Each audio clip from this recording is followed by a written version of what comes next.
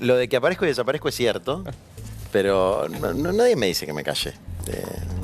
No sé si no lo piensan o no se animan a decirme, pero nunca recibí un pedido de esas características. Sí me parece que es bueno entrar y salir.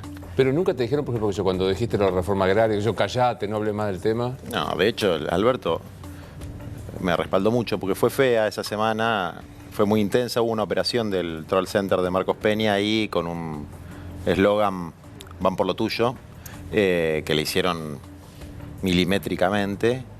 Y bueno, y también hubo algunos integrantes de nuestro espacio, del Frente de Todos, que quieren ser más albertistas que Alberto y se pusieron nerviosos. Pero, a ver, en una democracia lo más razonable es que se pueda debatir, ¿no? Que las ideas que yo expreso pueden o no ser compartidas por el resto de los compañeros, algunos circunstanciales del Frente de Todos, pero poder enunciarlas debería ser lo más normal del mundo, sobre todo si no implican ningún discurso de odio, ninguna instigación a cometer delitos, como hace gente que tiene bastante más poder que yo, que tiene roles institucionales de responsabilidad y que pareciera no ser tratada con la misma vara. ¿Por ejemplo? Y Pichetto, ¿no? Pichetto cuando habla, plantea su plan dinamita, imagínate si yo hubiese dicho, che, hay muchos narcos en Neurodelta, hay que dinamitar todo. ¿Qué pensás que hubiera pasado? Y 3 días de discusión por lo menos. Seguro. Y Pichetto dice eso, desde luego, con la cobardía que caracteriza a los tránsfugas. Después se desdice, pero está claro que no solamente lo dijo con intención, sino que forma parte de una secuencia del macrismo hardcore en la que están buscando algunos personajes consolidar para la próxima etapa un núcleo de extrema derecha, un núcleo de un 25, un 20% del electorado, que asuma cosas que en la Argentina, gracias a Dios, no existen hace muchos años, como estas pulsiones de muerte, ¿no? de dinamitar, de destruir al otro. A mí la verdad me preocupa porque Pichetto es un hombre inteligente, sabe lo que está haciendo. Patricia Bullrich es una mujer que no es ninguna tonta, no es ninguna improvisada, y están cocinando su retaguardia, fortaleciendo un núcleo muy antidemocrático, muy autoritario en la Argentina, y les han soltado la cadena, evidentemente. ¿Se puede decir que hay un sector, ¿cómo dijiste? El sector hardcore del macrismo de la ultraderecha? Ese. Que es Patricia Bullrich, Pichetto. Ahí tenés los voceros, por lo menos, ¿no? Y después tenés el sector softcore, que podría ser Carolina Stanley. Y Macri juega cuando le conviene con un ala, cuando le conviene con la otra, cuando le conviene panuelo verde, cuando le conviene panuelo celeste. Bueno, esos hombres que no tienen ninguna convicción, ni para un lado ni para el otro, solo lo que les garantiza su poder y sus privilegios, ¿no? La hipocresía, la mentira como forma de hacer política y como discurso legitimado hasta en su propia conciencia. La mentira de alguien que te prometió pobreza cero, después dijo que las elecciones no sucedieron, ahora dice que hay que dar vuelta a algo que no sucedió y que va a generar más trabajo, ¿no? En la propaganda que sale en la radio, que lo peor ya pasó. A mí me llama la atención la cultura de la precariedad, una cultura de la precariedad que ha instalado este gobierno, que no es nueva, pero que la ha instalado, la ha consolidado este gobierno, donde todo es precario: la información, la justicia, el trabajo, y no me refiero solamente al trabajo de los compañeros, de los laburantes que están en el sector más postergado, en la economía popular. Nosotros hemos llegado a tener un salario mínimo vital y móvil que orilla la línea de indigencia y que está por debajo en dólares internacionales con el de Perú, Bolivia y Paraguay, cuando la Argentina históricamente tuvo índices de desarrollo humanos muy superiores. Quiero volver un poco a esto, pero para terminar el tema de la reforma agraria. ¿Querés decir algo más de la reforma agraria? No. ¿Qué quisiste decir? ¿Cuál es tu idea? A ver, yo tengo 3 propuestas que fundamentalmente se basan en mi experiencia con el sector de pequeños productores, de agricultores familiares y de pueblos originarios. La primera es que la verdura, las frutas que vos comés, que cualquiera come, vienen de algunos cinturones hortícolas, como el de La Plata. Ahí viven decenas de miles de familias que son arrendadores, que pagan un arriendo, generalmente en negro, y que no les permiten construir su vivienda. Entonces viven en taperas, en condiciones muy, muy malas. Son de alguna manera estafados por los intermediarios porque venden su producción muy barata y al consumidor le llega muy cara. Y que eso hay que ordenarlo a través de distintos mecanismos de acceso a la tierra que tiene que ejercer el Estado, fundamentalmente con las tierras fiscales, digamos, ¿no? Fundamentalmente con las tierras fiscales. Se puede hacer, es fácil, le sirve al conjunto de la comunidad, pero evidentemente no es prioridad en la agenda porque la verdura llega y a nadie le importa demasiado cómo viven esas decenas de miles de familias que están fuera de la vista, fuera de los centros urbanos. Después lo segundo tiene que ver con los pueblos originarios. Digamos, hay más de 1.500 comunidades originarias registradas que no tienen su título de propiedad, aunque está la ley. Bueno, hay que priorizar eso para evitar los conflictos, el acaparamiento de tierras, etc. Y después el desarrollo de la agroecología, porque por lo menos yo, y no digo que esto sea todo el frente de todo, pero yo no estoy de acuerdo con un modelo extractivista basado en la soja transgénica,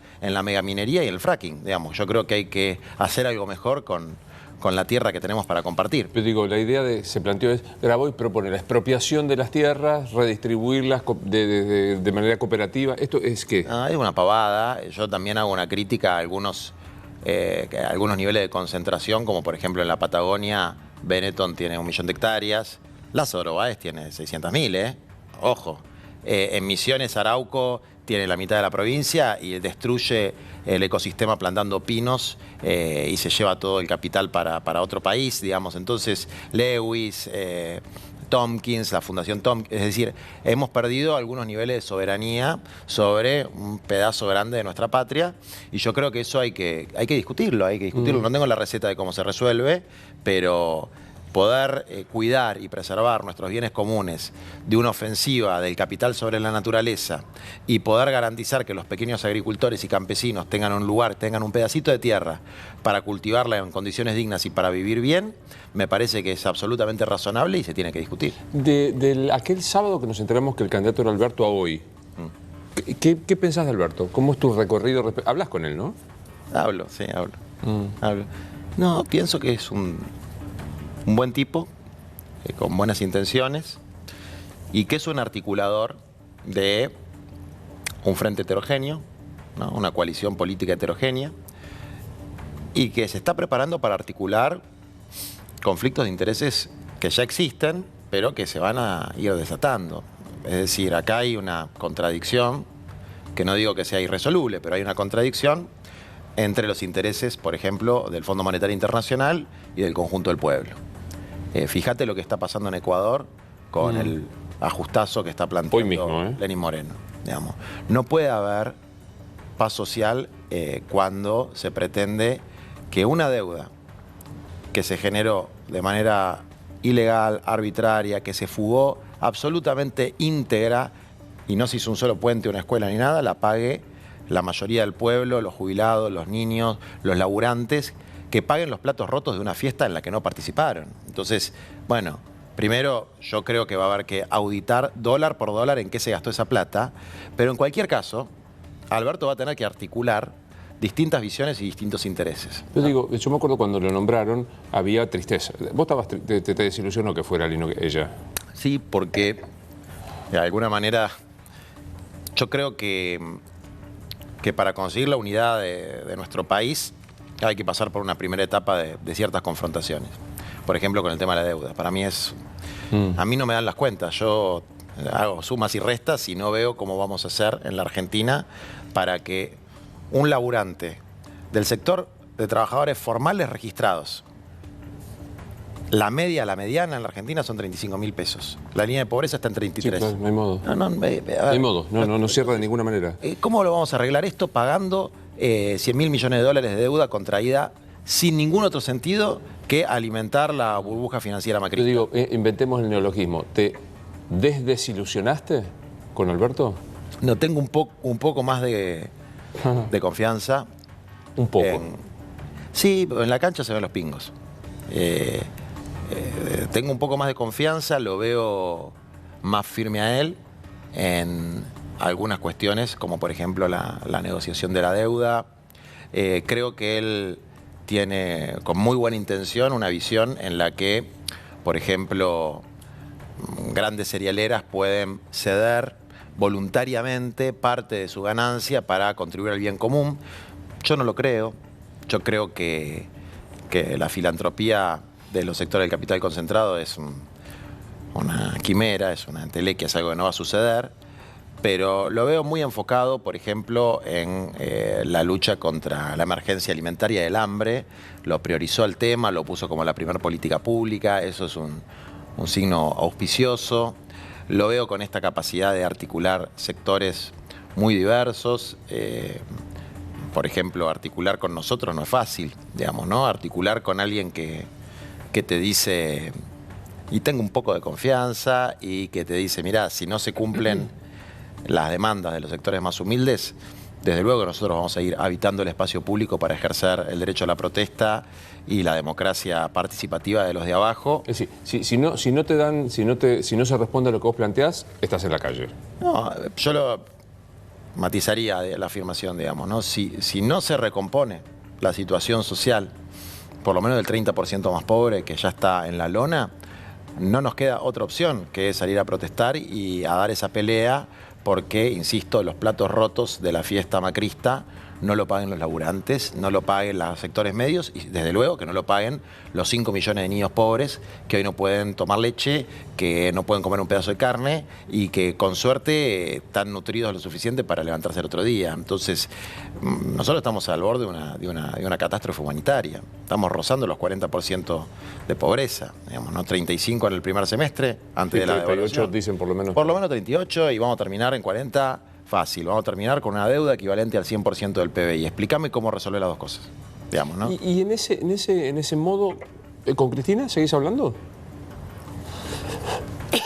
Cristina estuvo viajando mucho afuera, así que he hablado poco con ella, porque estuvo viajando mucho afuera.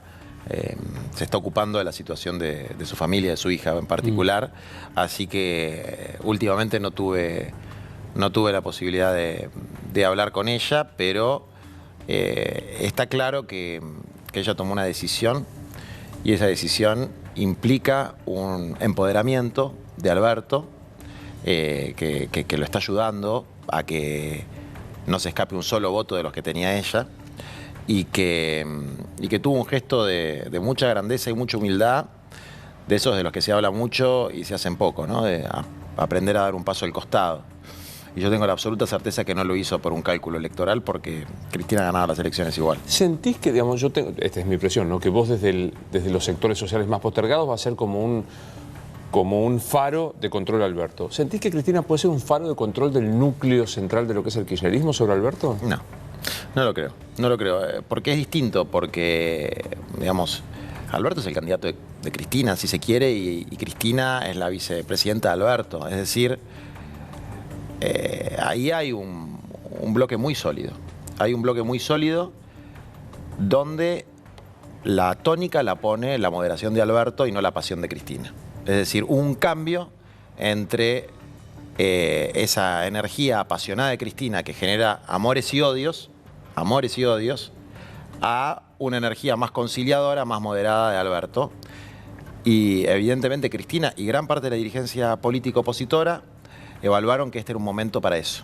Y puede ser que tengan razón, Yo me preocupa cómo vamos a hacer para enfrentar, porque vamos a tener que enfrentar el conflicto que nos genera esta deuda odiosa, impagable, para mí ilegal, ilegítima. Me preocupa cómo lo vamos a hacer, digamos, ¿no? Pero bueno, tampoco tengo la solución a ese problema. Yo digo, no es si eventualmente Alberto gana, no es el tercer gobierno K, no es el tercer gobierno kirchnerista. No, cambió mucho, y aparte hubo muchos cambios durante el periodo de Néstor y Cristina Kirchner. No fue todo igual, digamos, ¿no? Hubo distintos momentos, incluso las alianzas con sectores que hoy son ultra opositores. Vos fijate que el macrismo echó mano de kirchneristas conspicuos como Pichetto. Pichetto fue el chupamedias número 1 de Néstor y de Cristina durante 12 años, ahora es el macrista emblemático. O Lustó, con el que tengo buena relación, me parece un buen tipo, Pero Lustó fue el que inventó la 125 y el que generó la grieta, si se quiere, con una decisión, una muy mala decisión económica, que fue igualar a un chacarero, a un productor mediano y a un terrateniente. Bueno, se equivocó. Ahora es candidato macrista, digamos. O sea, van cambiando las cosas. Ahora, hay como una cosa casi personal con Pichetto, ¿no? Nah, Pichetto me parece que es que predica un discurso de odio. Y eso está mal, un discurso de la xenofobia. Es un tipo que habla de los senegaleses, de los bolivianos, de los paraguayos, de los peruanos, despectivamente, asociándolos a determinados delitos, cuando acá el 90% de los migrantes o laburan en la tierra, o laburan en la construcción, o laburan en un montón de cosas que Pichetto no hizo jamás en su vida y que debería valorar y respetar más.